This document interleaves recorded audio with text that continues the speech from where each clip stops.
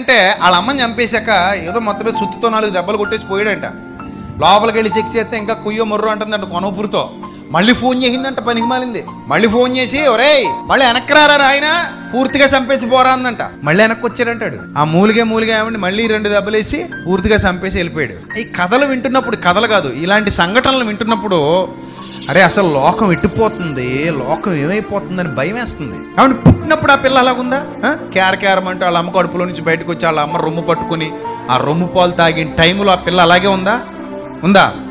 లేదు. చూశారు? అప్పుడు నిర్మలంగా ఉంది.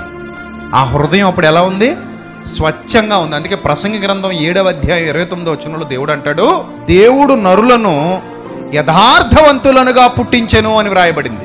నా తప్పేమి లేదురా దౌర్భాగ్యులారా, అమ్మ కడుపులో నేను మిమ్మల్ని పుట్టించినప్పుడు ఎలా పుట్టించాను? యథార్థవంతులనుగా పుట్టించాను. అమ్మ ఒకసారి ఆ పాపను పైకి తీసుకురాను.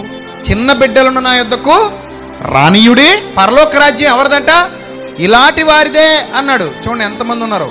వీళ్ళందరి గురించి మాట్లాడేటప్పుడు ఏమని మాట్లాడతాం? ఎవరితో సమానం వీళ్ళందరూ? మనకి దేవునితో సమానం అంటాం. ఎందుకు దేవునితో సమానం అంటున్నాం అంటే, అసలు కల్మషం లేని మనసులు వాళ్ళవి. ఏ విధమైన స్వార్థం ఉండదు, కుళ్ళు ఉండదు, కుతంత్రం ఉండదు, కుట్ర ఉండదు, అన్యాయం ఉండదు, అక్రమం ఉండదు, ఏ విధమైన కీడు చేసే స్వభావం వీళ్ళలో ఎవ్వరికీ ఉండదు.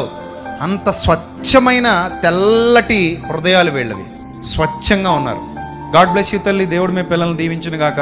అడగగానే తీసుకొచ్చారు. గాడ్ బ్లెస్ యూ నాన్న, గాడ్ బ్లెస్ యూ బంగారు తల్లి.